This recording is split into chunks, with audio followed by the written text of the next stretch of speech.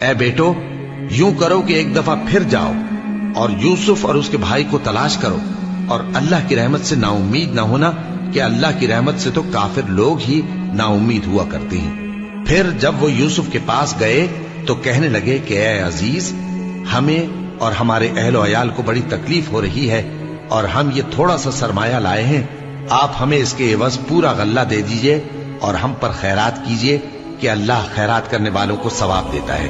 یوسف نے کہا، تمہیں معلوم ہے کہ جب تم نادانی میں پھنسے ہوئے تھے تو تم نے یوسف اور اس کے بھائی کے ساتھ کیا کیا تھا؟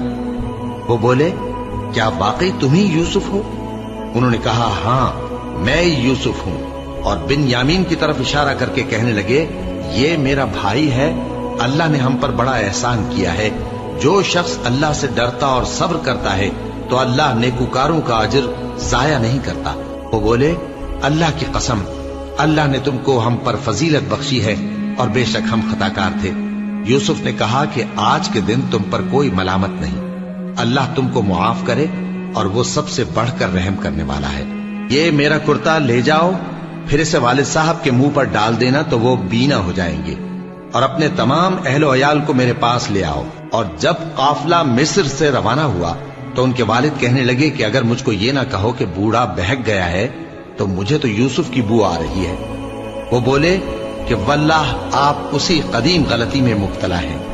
مگر جب خوشخبری دینے والا آ پہنچا تو اس نے کرتا ان کے منہ پر ڈال دیا، سو وہ بینا ہو گئے، اور بیٹوں سے کہنے لگے، کیا میں نے تم سے نہیں کہا تھا کہ میں اللہ کی طرف سے وہ باتیں جانتا ہوں جو تم نہیں جانتے؟ بیٹوں نے کہا کہ ابا، ہمارے لیے ہمارے گناہ کی مغفرت مانگیے، بے شک ہم خطاکار تھے۔ فرمایا، میں اپنے پروردگار سے تمہارے لیے بخشش مانگوں گا، بے شک وہ بخشنے والا ہے، مہربان ہے۔ پھر جب یہ سب لوگ یوسف کے پاس پہنچے تو انہوں نے اپنے والدین کو اپنے پاس جگہ دی اور کہا، مصر میں داخل ہو جائیے، اللہ نے چاہا تو امن و امان سے رہیے گا۔ اور اپنے والدین کو تخت پر بٹھایا اور سب ان کے آگے سجدے میں گر پڑے۔ اور اس وقت یوسف نے کہا، ابا جان، یہ میرے اس خواب کی تعبیر ہے جو میں نے پہلے بچپن میں دیکھا تھا۔